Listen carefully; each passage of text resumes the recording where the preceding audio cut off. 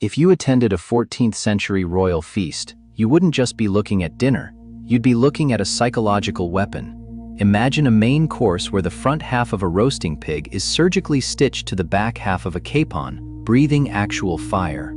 This was the cockentrice. It wasn't just culinary flair, it was a calculated message from your host. I have so much wealth that I can literally play God with nature. We tend to imagine medieval banquets as a bunch of guys tossing gnawed bones to hounds, but the reality was a highly engineered theater of status. For the nobility, the dining table was a battlefield of prestige. Lords didn't just roast swans and peacocks, they carefully skinned them, cooked the meat, then painstakingly reattached the feathers so the birds appeared alive on the platter, their beaks gilded in actual gold. They consumed mountains of imported spices like cinnamon, saffron, and cloves, not because their meat was rotting, a persistent myth we really need to kill right now, but because covering your food in ingredients hauled across continents was the medieval equivalent of wearing a Rolex. Meanwhile, just outside the castle walls, the culinary reality was a masterclass in brutal efficiency. For the peasantry, there were no gilded swans. Their engine was pottage, a slow-simmering, perpetual stew of oats, beans, and whatever root vegetables could be pulled from the dirt. Meat was a rare luxury, usually just a scrap of salted pork fat used purely for flavoring. Their bread wasn't the refined white manchet of the nobility, but maslin, a dense, heavy brick of mixed rye and wheat. They didn't eat to perform, they ate to survive the winter.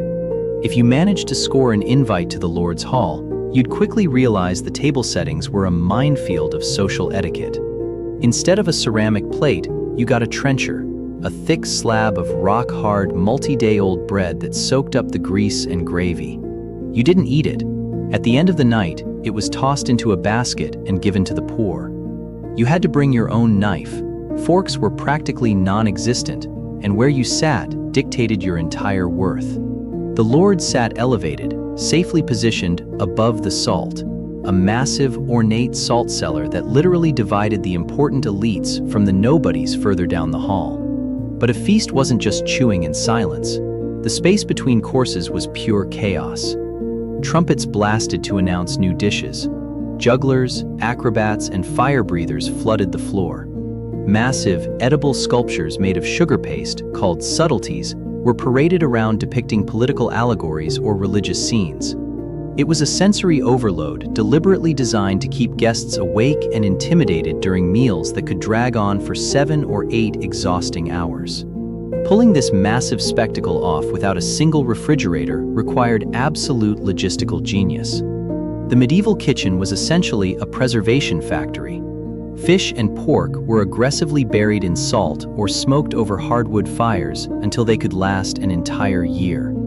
Cooks used heavy amounts of vinegar and verjuice, the highly acidic juice of unripe grapes, to pickle everything in sight. When modern billionaires buy $200 steaks wrapped in edible gold foil, they are speaking the exact same language as a medieval lord with a gilded peacock.